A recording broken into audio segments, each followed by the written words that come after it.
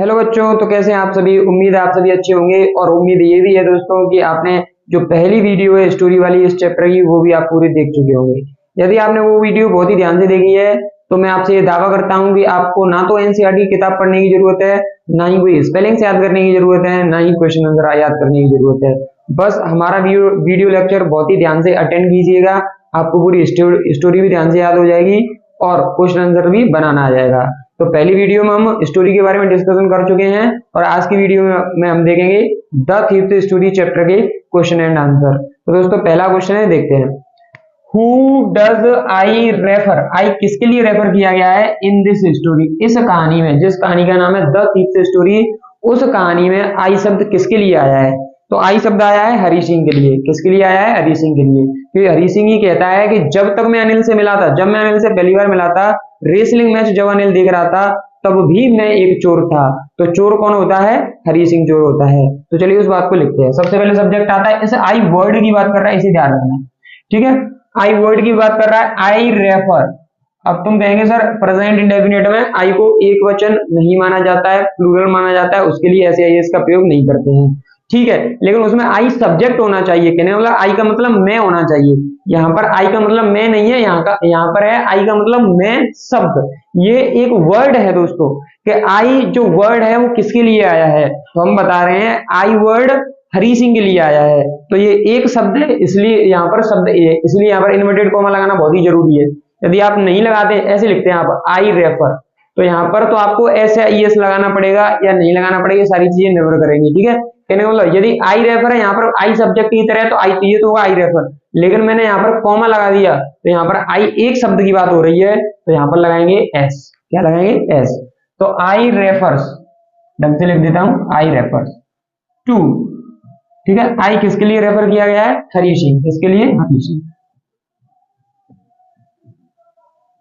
और in this story, इस कहानी में आई हरी सिंह के लिए रेफर किया गया है, ठीक है। अब आगे देखते हैं। ये जो क्वेश्चन है वो 2 नंबर के लिए है, तो इतना सफिशियंट आंसर नहीं होगा, तो थोड़ा सा और लिख देते हैं हरी सिंह के बारे में। हरी Singh is a thief, Hari Singh एक चोर होता है। वो भी लगभग कितने साल का चोर होता है? About 15 years.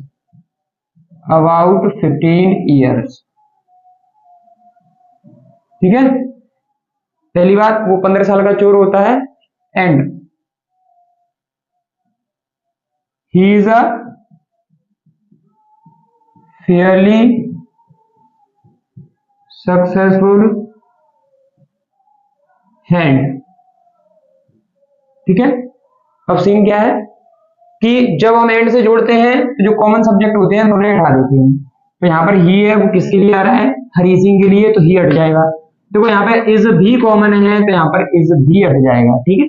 तो ये क्वेश्चन, ये दोनों शब्द कैंसिल हो जाएंगे, तो ये बन जाएगा Hari Singh is a thief about 15 years and a fairly successful है। हरी सिंह 15 साल का एक चोर होता है। वो भी कैसा चोर होता है? स्किल्ड एंड एक्सपीरियंस्ड, कहने का मतलब कुशल और अनुभवी चोर होता है, जिसे इंग्लिश में क्या कहते हैं, कहने का मतलब आपकी बुक में जो फ्रेज यूज हुई है उसका नाम है फेयरली सक्सेसफुल हैंड। कहने का मतलब उसका सफल हाथ होता है चोरी करने में। इस प्रकार से पहले क्वेश्चन का आंसर होता है कंप्लीट। अब सेकंड क्वेश्चन पे चलते हैं।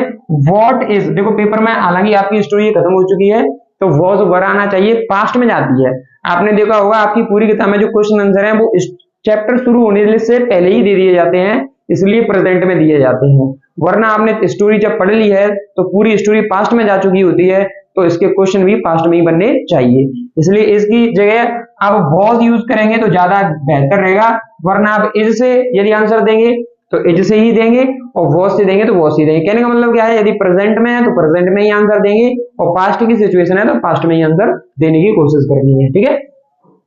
तो he is a fairly successful and what, किस चीज में उसका सफल आता है, किस चीज में वो एक्सपीरियंस्ड था, तो वो था चोरी करने में एक्सपीरियंस। किस चीज में एक्सपीरियंस था? चोरी करने में। अब फेयरली सक्सेसफुल हैंड, उसका किस चीज में सफल आता? चोरी करने में उसका सफल आता। तो लिखते हैं he was a fairly successful hand at, at आ गई दोस्तों। एट का मतलब होता है पर, किस चीज में उसका फेयरली सक्सेसफुल हैंड होता है, कहने का मतलब सफल हाथ होता है, वो होता है चोरी में। तो चोरी करना की होती है स्टील, क्या होती है स्टील। अब प्रीपोजिशन के बाद में क्रिया आती है तो उसमें लगाते हैं ING. He is, he was, अगर इज थी तो मैं यहाँ पर इज लगा देता, इस बात को रिमेंबर रखना हमेशा, अगर इज होती तो इज लगा देता, वॉज रखा है तो मैंने वॉज लगा दिया। ही was a fairly successful hand eight stealing, किस चीज में था उसका सफल हाथ, किस चीज में एक्सपीरियंस था, स्किल्ड था, तो वो था चोरी करने में। अब यहाँ पर ये भी 2 नंबर के लिए सफिशियंट नहीं है, वैसे इसका उत्तर प्रॉपरली हो चुका है लेकिन 2 नंबर के लिए सफिशियंट नहीं है। आपको पता होगा कि इस बुक में से 2 नंबर के क्वेश्चन आएंगे और 1 नंबर का क्वेश्चन आएगा, इसलिए उस वजह से 2 नंबर लायक अभी सफिशियंट नहीं है, तो चोरी करने के बारे में कुछ चीजें और लिख देते हैं। ही रॉब्स पीपल, वह लोगों को लूटता था, पास्ट इंडेफिनिट में लिखेंगे क्योंकि वॉज यूज किया है हमने, तो रॉब्ड हो जाएगा। अगर इज के अनुसार उत्तर देते तो रॉब्स हो जाता, क्या हो जाता, रॉब्स, ठीक है। ही रॉब्ड पीपल, वह लोगों को लूटता था, क्लेवरली, बहुत ही चतुराई से लोगों को लूटता था, किसी को पता भी नहीं लगने देता था, और इस वजह से अभी तक हरी सिंह को कोई भी नहीं पकड़ पाया था, ठीक है। वह बहुत ही चतुराई से लोगों को लूटता था, एंड और सक्सेस प्राप्त करता था, वो अपने काम में क्या प्राप्त करता था, सक्सेस करता था। तो गेट की सेकंड फॉर्म गॉट, और यहां से मैंने कॉमन सब्जेक्ट ही हटा दिया, गॉट सक्सेस, सफलता प्राप्त करता था, इन हिज वर्क, अपने काम में वह सफलता प्राप्त करता था। बस इतना ही 2 नंबर लायक सफिशिएंट है, ठीक है। आगे वॉट डज, देखो यहाँ पर डज आ रहा है तो आप इसको डिड यूज करेंगे, पास्ट में क्योंकि स्टोरी पहुंच चुकी है, खत्म हो चुकी है, तो पास्ट में पहुंच गई। वॉट डिड ही गेट, वो क्या प्राप्त करता है फ्रॉम अनिल, अनिल से क्या प्राप्त करता है, रिटर्न में फॉर हिज वर्क, अपने काम के बदले में हरी सिंह अनिल से क्या प्राप्त करता है। तो काम के बदले में मैंने आपको बताया था जो अनिल है वो हरी सिंह को कोई सैलरी नहीं देता था, बल्कि अनिल ने उसे रहने के लिए जगह दे दी थी और उससे कह दिया था यदि तुम खाना पकाना जानते हो तो मैं तुम्हें खाना खिला सकता हूँ, बस। तो हम लिखेंगे सबसे पहले सब्जेक्ट ही किसके लिए आ रही है, हरी सिंह के लिए, हरी सिंह। अगर देखो डज है तो इसके अनुसार गेट्स आ जाएगा, ऐसे ये से लगा देंगे, लेकिन अगर मैंने डिड यूज की है तो डिड के अनुसार गेट की सेकंड फॉर्म आएगी गॉट, क्या आएगी, सेकंड फॉर्म, ठीक है। गेट की सेकंड फॉर्म गॉट आएगी डिड के अनुसार, लेकिन डज होती तो गेट की फर्स्ट फॉर्म में ऐसे आई लगा देते क्योंकि हरी सिंह एक वचन है तो गेट्स हो जाती। ही हरी सिंह गॉट, ये तो डिड के अनुसार है, हरी सिंह गेट्स हो जाती डज के अनुसार, ठीक है। आपके ऊपर डिपेंड करता है किसके अनुसार उत्तर देना चाहते हैं, मैं तो पेपर के हिसाब से, प्रोबेबिलिटी के हिसाब से बता रहा हूँ। पेपर में स्टोरी पास्ट में पहुंच चुकी होती है तो पास्ट में ही आएगी और आपको उत्तर भी पास्ट में ही देना होगा, ये मोस्ट प्रोबेबली संभावना है इस चीज की, ठीक है। तो हरी सिंह गॉट क्या प्राप्त करता था, तो सबसे पहली बात फूड टू ईट, खाना मिलता था उसे खाने के लिए, एंड और प्लेस, और जगह मिलती थी उसे, प्लेस टू लिव, रहने के लिए जगह, खाने के लिए खाना, सिर्फ ये 2 चीजें अनिल उसे देता था और कुछ नहीं देता था। Got food to eat and place to live, किससे प्राप्त करता था इन चीजों को, फ्रॉम अनिल, किससे प्राप्त करता था, फ्रॉम अनिल। और यहां से यहां तक पूरा वैसा का वैसा ही लिख देंगे, from Anil in return, from Anil in return for his work, वह अपने काम के बदले में अनिल से क्या प्राप्त करता था, सिर्फ खाना और रहना, ठीक है। अब यहाँ पर एक चीज और मेंशन करना जरूरी है, ये भी 2 नंबर लायक सफिशिएंट नहीं है कि अनिल उसे पे नहीं करता था, तो नहीं करता था तो डिड नॉट। आप सोच रहे हो बच्चों कि सर डज होता तो यहाँ क्या लगाते, तो डज नॉट लगाते, ठीक है। अनिल डिड नॉट पे, पे का मतलब सैलरी देना उसे, ठीक है, भुगतान करना, him for his work, Anil उसे उसके काम के लिए सैलरी भी नहीं देता था, सिर्फ खाने के लिए खाना दे देता था और रहने के लिए जगह दे देता और कुछ नहीं दिया था, ठीक है।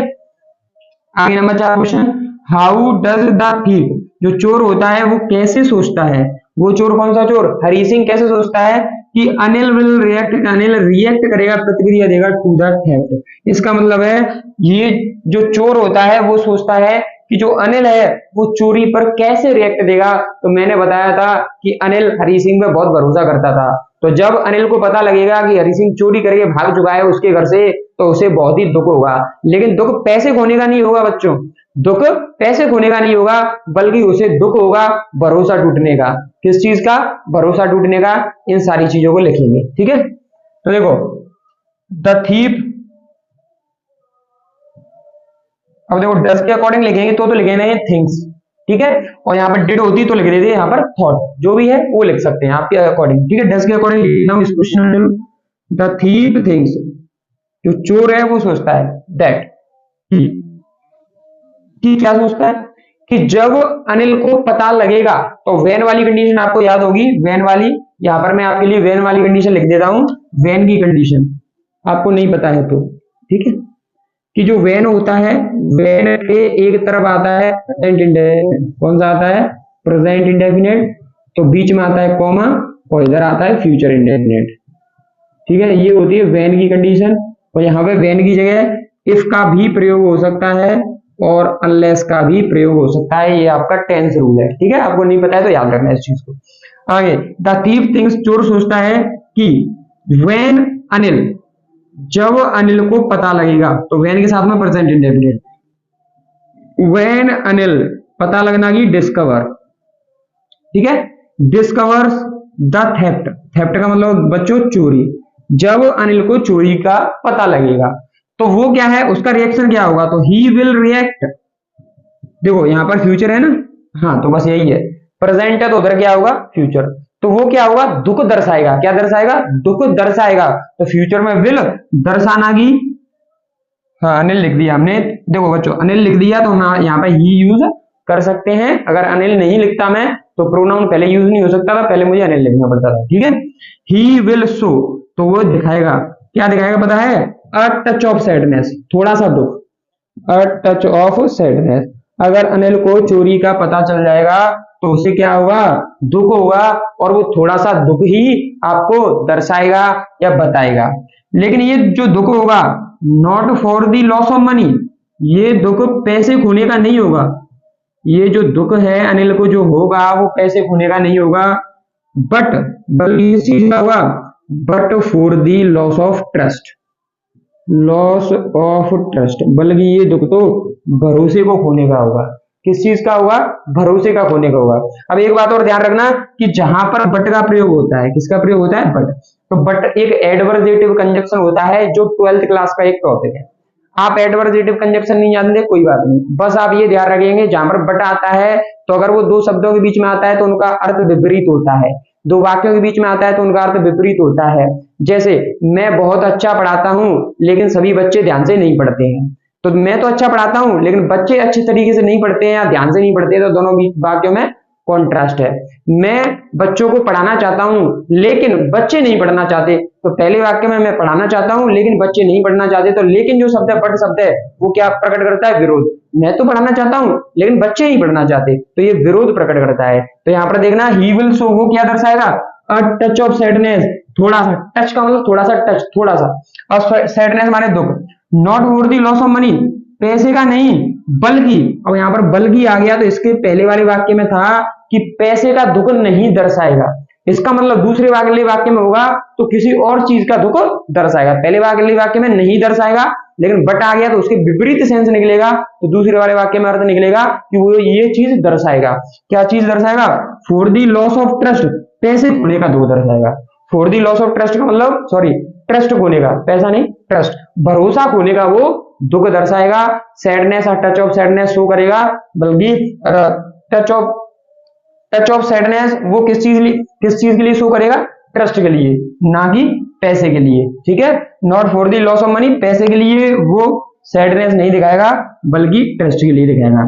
इस प्रकार हम 4 क्वेश्चन कर चुके हैं, अगली स्लाइड में हम आगे देखते हैं, ठीक है, देखो वॉट डज ही से, वह कहता है अबाउट डिफरेंट रिएक्शन, अलग अलग रिएक्शन किसके लोगों के, व्हेन दे आर रॉब्ड, जब लोगों को लूटा जाता है तो उनके अलग अलग रिएक्शन क्या होते हैं, इस चीज के बारे में वह क्या कहता है, इस चीज के बारे में कौन कहता है हरी सिंह कहता है।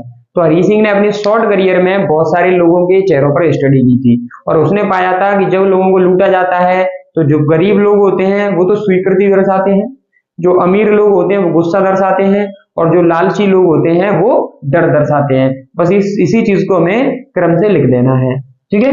देखो ही, यहाँ पर देखो एक और चीज डज है, तो अगर इसे पास्ट में उत्तर देना चाहे तो क्या कर देंगे डिड, तो ही से की क्या हो जाएगी सैड, ठीक है, ही से की हो जाएगी सैड, कब जब यहाँ पर डज डिड करेंगे, अगर आप डज की डज रखना चाहते हैं प्रेजेंट में ही उत्तर देना चाहते हैं तो से की सेज हो जाएगी, एस लगा देंगे उसने एक वचन के साथ में, ठीक है, ही सैड अबाउट, अब पूरा वैसा का वैसे ही, about different reaction of people when they are wrong. कहने का मतलब जब लोगों को लूटा जाता है तो वो अलग अलग लोगों का रिएक्शन क्या होता है इस चीज के बारे में उसने कहा। तो मैंने कहा, उसने कहा कि दैट कि एक गरीब आदमी होता है, एक गरीब आदमी, पहले लिखते हैं हम ग्रीडी की, लालची आदमी की। अ ग्रीडी मैन, एक गरीब आदमी, सॉरी गरीब नहीं लालची, एक लालची आदमी क्या दर्शाता है, सोड, सो माने दर्शाना, क्या दर्शाता है लालची आदमी, फियर, क्या दर्शाता है फियर, एंड, फिर मैंने एंड से कनेक्ट कर दिया।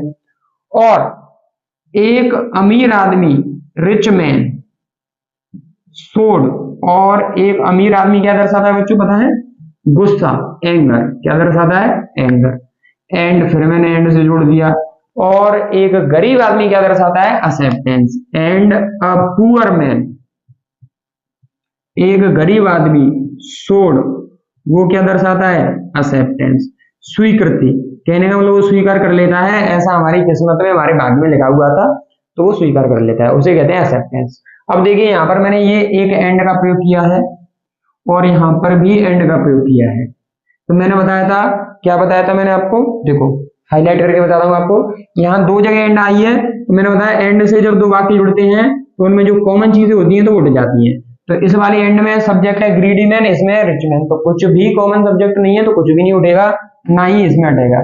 लेकिन मैंने आपको बताया था कि जैसे हम लिखते हैं राम एंड सीता एंड गीता, ऐसे सपोज करो मैं तीन वर्ड लिखे, तो हम दो बार एंड का प्रयोग नहीं करते हैं। इस बात को रिमेंबर रखना है कि हम दो बार एंड का प्रयोग नहीं करते हैं। ये जो पहली वाली एंड है इसकी जगह पर कॉमा लगाते हैं। तो कैसे लिखते हैं, राम सीता एंड गीता। इसी वजह से दोस्तों इस वाली एंड का प्रयोग नहीं करेंगे, यहाँ पर कॉमा लगा देंगे। A greedy man showed fear, comma, a rich man showed anger, and a poor man showed acceptance. इस प्रकार से इस वाले क्वेश्चन का आंसर भी फिनिश होता है।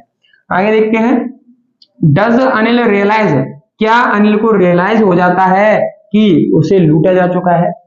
क्या अनिल को रियलाइज हो जाता है, या क्या अनिल को रियलाइज हो गया था। अगर पास्ट में लेके जाएंगे तो डज की क्या करना पड़ेगा आपको, डिड। क्या अनिल को रियलाइज हो गया था कि उसे लूटा जा चुका है, ठीक है, इसको भी पास्ट में कर देंगे, that he had been robbed. क्या अनिल को रियलाइज हो गया था कि उसे लूटा जा चुका था, ठीक है, तो हम कहेंगे हाँ, यस, हमारे अकॉर्डिंग उसे रियलाइज हो गया था। Yes Anil realised, yes Anil realised that he had been robbed, he had been robbed. हमारे अनुसार अनिल को रियलाइज हो गया था और वास्तव में ही उसे रियलाइज हो गया था कि उसे लूटा गया है। कैसे पता है, जब उसने नोट्स निकाले तो उसने नोट्स को गीला पाया, तो नोट्स उसने मैट्रेस के अंदर घुसाकर रखे थे, तो ऐसा तो है नहीं वो रखे रखे गीले हुए हो, तो उसे अनुमान लग गया था कि ये उसे चोरी करके ले गया होगा, फिर उसने लाकर उसी जगह रख दिए है। इसलिए दोस्तों, तो यहाँ पर रीजन लिख देते हैं, 2 नंबर में सफिशिएंट नहीं है, बिकॉज, क्योंकि ही, उसने, किसने, अनिल ने, इसमें पूरे में सब्जेक्ट कौन है, अनिल चल रहा है, ठीक है। बिकॉज ही फाउंड, क्योंकि उसने पाया, किसको, नोट को, जो नोट थे ना, द नोट्स, कितने थे टोटल, रुपए कितने थे, 600। आप ये बताएंगे कितने कितने के नोट थे, कमेंट में जरूर बताएंगे, ठीक है। Because he found the notes, क्योंकि उसने जो नोट थे वो कैसे पाए, वेट, वेट का मतलब गीले पाए। उसने देखा कि सारे नोट्स कैसे थे, गीले थे, तो हमारे अकॉर्डिंग उसे पता चल गया था कि उसे लूटा गया है। और आगे इसमें एक चीज और लिख देंगे, उसे पता तो चल गया था कि उसे लूटा गया है, लेकिन ना तो उसके होठों ने, ना ही उसके किसी भी भाव ने ये एक्सप्रेस किया कि उसे लूटा गया है, ठीक है। तो हम इसे, इस लाइन को ऐसे लिख सकते हैं, नाइदर हिज लिप्स, ना तो उसके होठों ने ये बयां किया, कहने का मतलब ना तो उसने मुंह से ये बात कही कि तू रुपए चोरी करके ले गया था, ना ही उसने रीजनिंग से ये बात पूछी, और ना ही उसकी आंखों ने ये बात बताई। Neither his lips nor his eyes, nor his eyes, ना तो उसके होठों ने, ना ही उसकी आंखों ने ये बयां किया, कुछ भी बयां किया। तो बयां करना या दर्शाना एक ही बात होती है, शोड एनीथिंग, कहने का मतलब ना तो उसके होठों ने कुछ बयां किया, ना ही उसकी आंखों ने कुछ बयां किया। कहने का मतलब उसने कुछ भी नहीं दिखाया कि मुझे ये बात पता चल गई है कि मुझे लूटा गया है, वो भी किसके द्वारा, हरि सिंह के द्वारा। इसने कोई भी बात बयां नहीं की, कोई भी चीज नहीं दर्शाई। इस प्रकार हम इस चैप्टर के पूरे क्वेश्चन आंसर भी कर चुके हैं। होप आप सभी को अच्छे तरीके से समझ में आए होंगे। यदि आपको अच्छे तरीके से समझ में नहीं आए हैं तो पहले उस स्टोरी वाली वीडियो को जाकर देखें। अगर आप उस वीडियो को जाकर देखते हैं तो इसमें जितनी भी स्पेलिंग्स लिखी हुई हैं, मैंने देखो ये वाली थ्योरी ग्रीडी मैन वाली ये सारी चीजें, ये वाली चीजें भी मैंने आपको उसमें बताई थी। ये सारी चीजें मैंने आपको उस स्टोरी में मेंशन कर दी थी। आपको बस क्या करना है, बहुत ही ध्यान से अटेंटिव होकर वो वीडियो अच्छे तरीके से देखनी है। और यदि समझ में नहीं आता है कोई चीज तो उसे कमेंट भी करना है, किसी चीज में डाउट होता है तो उसे कमेंट भी करना है। और इस क्लास में आपके लिए क्वेश्चन छोड़ के जाता हूं कि उसे जो नोट मिले थे वो गीले मिले थे, जो उसने गद्दे के नीचे छुपाए थे, और नोट मिले थे तो गीले मिले थे। तो आपको बताना है कि उसके पास कितने टोटल रुपए थे, कितने नोट थे। रुपए मत बताना, आप रुपए तो आपको पता होगा, आपको ये बताना है नोट कितने थे और कितने कितने के नोट थे। ठीक है, और टोटल नोट्स कितने थे और कितने कितने के नोट थे, आपको ये बताना है। ठीक है दोस्तों,